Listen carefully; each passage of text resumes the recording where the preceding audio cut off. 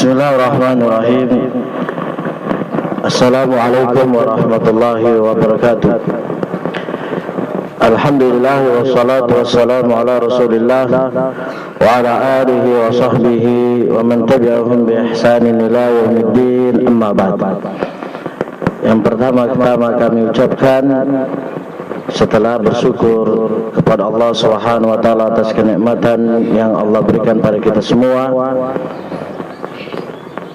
sampai hari ini kita bisa menjalankan ibadah kepada Allah Subhanahu wa taala.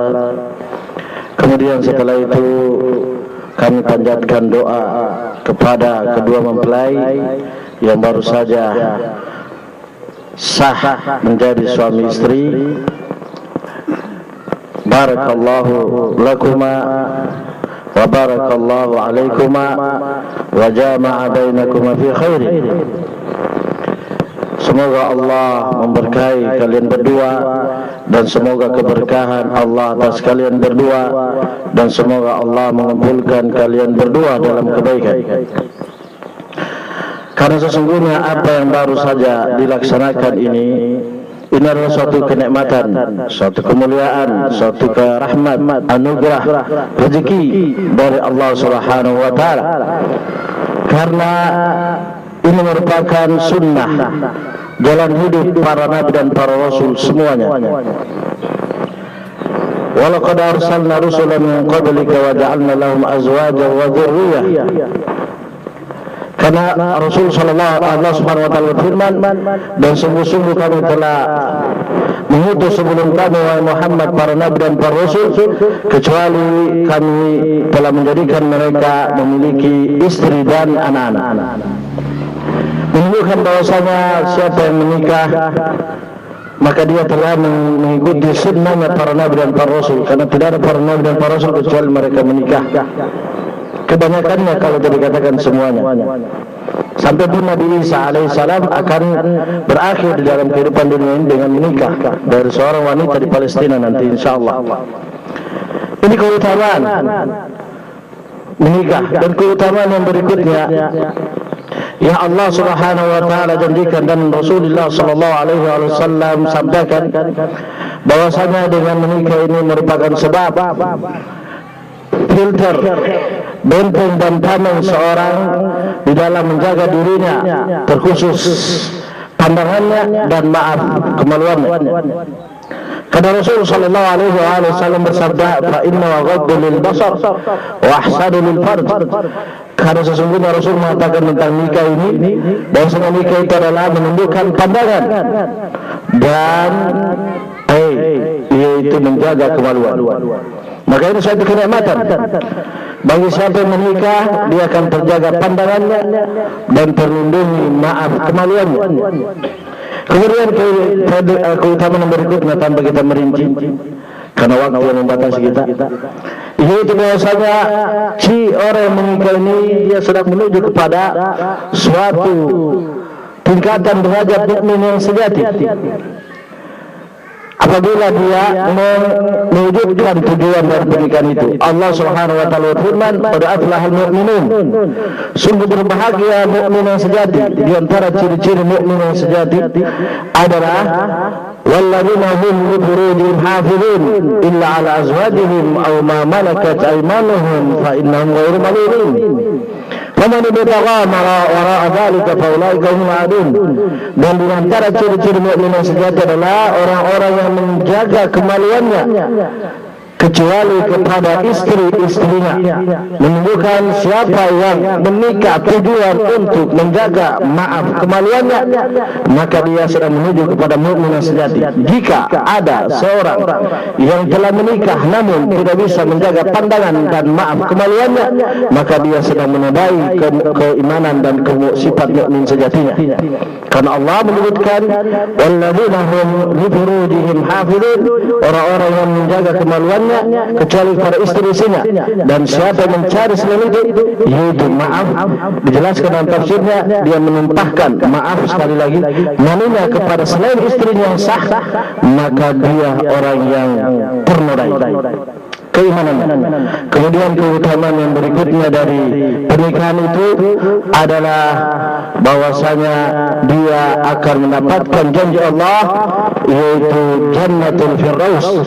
Karena kelanjutan ayat tersebut yang Allah menyebutkan ciri-ciri mukmin sejati, di antaranya orang-orang yang menjaga kemaluannya kecuali kepada istrinya yang sah, maka mereka dijanjikan oleh Allah, ulaikumul warithun alladzina yarithuna al-firdausa hum fiha khalidun.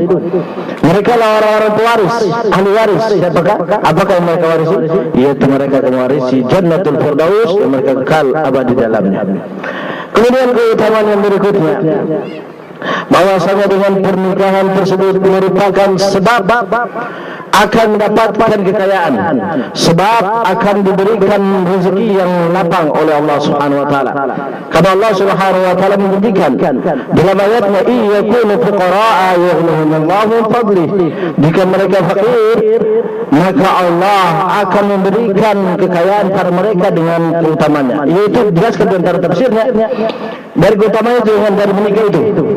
Dengan menikah, maka semakin seseorang menjalankan sunnah menikah, mungkin 1 kali, 2 kali, 3 kali, alhamdulillah 4 kali, kalau mampu, maka Allah akan memberikan kekayaan padanya. Karena Abu Bakar As-Siddiq radhiyallahu ta'ala ketika menafsirkan ayat tersebut, "Ati'ullah fima amarakum bihi minan nikah yunjizu lakum bihi mawarakum minal ghina." Kata Abu Bakar As-Siddiq radhiyallahu ta'ala ketika menafsirkan ayat tersebut dalam surat An-Nur, jika kalian melaksanakan, jika kalian taat kepada Allah dengan melakukan apa yang Allah janjikan, apa yang Allah perintahkan kepada kalian berupa pernikahan, yaitu jika kalian taat kepada Allah dengan menikah. Nah, dia menikah, kalau mampu menikah lagi, dengan menikah lagi, bukan menikah cerai. Wah, ini lain lagi. Atau menikah tapi punya simpanan tidak sah. Wah, repot lagi. Main mata kanan kiri, atau sering pergi selingkuh, atau masuk ke hotel sini. Wah, ini bukan ini yang dimaksudkan oleh Allah. Sebab dia akan datang, bahkan sebab dia akan hancur. Kalau sudah punya yang sah, dicari yang tidak sah. Nah, tapi kalau dia sudah punya sah, tambah lagi yang sah, Masya Allah 4 sah, maka ini Allah akan membuktikan apa yang Allah janjikan pada kalian berupa kecukupan. Maka semoga Allah Subhanahu wa taala menjadikan kita termasuk hamba Allah yang dibuktikan janji itu kepada kita semua dengan kita mengamalkan janji Allah ini. Semoga Allah memudahkan kita semua. Kemudian keutamaan yang berikutnya, berapa menit kan? Berapa menit ini Bapak? Berapa menit ini? Karena kalau 10 menit saja. Oh, iya. Keutamaan yang berikutnya, yaitu bahwasanya menikah ini merupakan sebab kebahagiaan dunia dan akhirat. Jika dalam pernikahan tersebut benar-benar merealisasikan apa yang Allah inginkan di dalam pernikahan itu melalui kitabullah, Al-Quran dan Sunnah. Karena Rasulullah SAW mengatakan, "Ad-dunya mata' wa khairu mata'iha al-mar'atu salihah." Dunia ini perhiasan, dan sebaik-baik perhiasannya adalah wanita yang saleh. Maka di dalam pernikahan tersebut, jika sang suami menjadikan dirinya saleh dan sang istri juga menjadikan dirinya salehah, maka mereka mendapatkan kebaikan sebaik-baik kenikmatan di dunia. Nah, tapi kalau suaminya tidak saleh, istrinya pun ikut-ikut, maka keluarga yang binasa. Walaupun mungkin mereka orang makmur di dunia ini. Kenapa? Karena Allah mengabadikan surat yang kita tahu semua, surat Al-Lahab, tabbat yada Abi Lahab wa tab, dan seterusnya. Itu Abu Lahab adalah salah satu orang terkaya dari kaum Quraisy, suku Quraisy, ibaratnya suku Tolaki. Salah satu orang terkayanya suku Tolaki ibaratnya. Salah satu orang terkaya suku Quraisy, Abu Lahab. Dan orang tergantengnya, istrinya namanya Jamilah, salah seorang suku terpandang. Misalnya kalau kita Tolaki misalnya Pam yang paling terpandang, misalnya Serondai. Ini Jamilah adalah istrinya Abu Lahab, salah satu wanita tercantik dari Pam yang paling terhormat dan orang terkaya. Tapi berhubung Abu Lahab paman Rasul SAW sendiri tidak soleh, istrinya Jamilah itu juga tidak soleh, padahal dari nasab yang terpandang dan orang yang kaya tidak soleh, maka mereka keluarga binasa. Allah mengabadikan tabbat yada abi lahab wa tab ma ghana anhu malu wa ma kasab, tidak bermanfaat hartanya dan perdagangan dan usahanya. Menunjukkan bahwasanya pernikahan itu kalau suaminya saleh dan istrinya salehah, maka dia mendapatkan sebaik-baik kenikmatan dunia. Ini keutamaan menikah kalau memang pernikahan itu sesuai apa yang diinginkan oleh Allah dan Rasulnya. Kemudian keutamaan yang berikutnya yaitu bahwasanya pernikahan itu tujuannya untuk saling melengkapi. Tujuannya untuk saling menyempurnakan, bukan saling mencari aib, bukan saling membongkar aib, bukan saling menjatuhkan, bukan saling merendahkan, bukan saling ujung-ujungnya pisah. Bukan. Tapi tujuannya nikah itu untuk abadi. Karena Allah mengatakan hunna libasun lakum wa antum libasun lahum. Istri kalian adalah pakaian bagi kalian dan kalian pakaian bagi mereka. Pakaian itu kan untuk kita pakai sampai kita mati. Rasul sallallahu alaihi wasallam bersabda, la yafruqu mu'minun mu'minah fa in kariha minha khuluqan radiya minha akhar. Jangan seorang mukmin, yaitu jelaskan dalam syarahnya, jangan seorang suami mencela istrinya karena akhlak yang tidak dia sukai satu sisi. Kalau dia tidak sukai dari akhlaknya satu sisi, maka boleh jadi dia akan berubah pada akhlak yang lain. Maka di sini menunjukkan bahwasanya pernikahan itu tujuannya untuk saling melengkapi, untuk saling menutupi, untuk saling menyempurnakan, bukan untuk saling merendahkan, untuk saling menjatuhkan, untuk saling membongkar aib, apalagi saling mengkufur-kufuri satu dengan yang lainnya. Sama-sama untuk menyempurnakan. Karena tidak ada manusia yang sempurna. Sang suami bukan malaikat, sang istri bukan bidadari. Sehingga dengan itu kita harus maaf. Kemudian yang terakhir sebagai khutbah ini, walaupun bukan semuanya, namun mudah-mudahan bisa mewakili. Dan ini kita sudah sering bahas di markis atau di tempat-tempat lain. Keutamaan yang terakhir dari pertemuan kita kali ini dari pernikahan itu adalah bahwasanya dengan pernikahan itu adalah sebab untuk mendapatkan pahala yang banyak. Karena dengan orang yang menikah itu merupakan lahan untuk mendapatkan pahala yang banyak. Semakin lanjut untuk pernikahan, semakin abadi untuk pernikahan, semakin banyak pahala yang akan dikumpulkan bagi sang istri dan sang suami. Rasulullah sallallahu alaihi wasallam bersabda, "Wa bi ahadikum shadaqah." Kata Rasulullah SAW di dalam persetubuhanmu pada istrimu adalah sedekah. Dalam persetubuhan kamu dan istrimu yang sah itu adalah sedekah. Jelaskan dalam syarahnya, dalam hubungan kamu sebagai suami istri terus selama masih menjadi suami istri, maka pahala mengalir terus.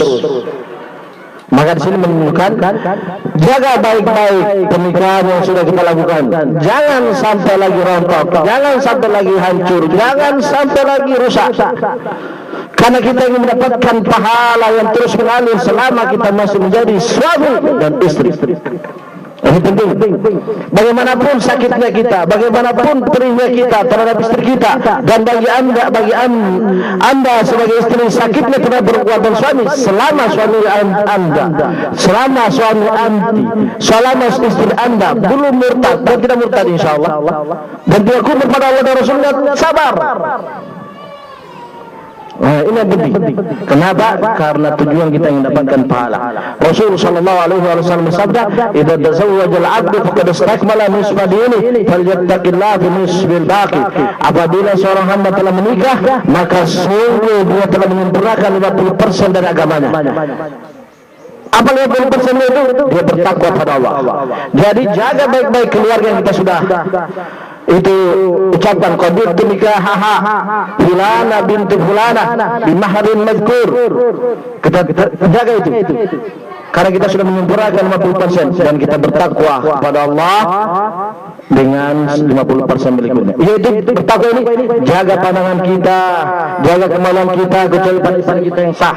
Nah, ini yang disebutkan oleh hal ini. Maka keutamaan ini yang terakhir ini adalah keutamaan yang besar yang Allah Subhanahu wa taala janjikan di dalam pernikahan itu, dan masih banyak keutamaan yang disebutkan oleh Allah Subhanahu wa taala dan Rasulullah sallallahu alaihi wasallam dalam Al-Qur'an. Namun mudah-mudahan ini sebagai pencerahan dan motivasi terkhusus bagi diri pribadi saya dan saudara-saudara saya, khususnya yang teman safar saya semua di sini dari Kendari. Mudah-mudahan termotivasi untuk mendapatkan keutamaan pernikahan. Dan bagi kita semua, bapak-bapak dan ibu-ibu yang saya muliakan dan saya hormati, dan sebelum saya tutup, saya sekali lagi mengucapkan kepada mempelai, barakallahu lakuma wa barakallahu alaikuma wa jama'a bainakuma fi khairin.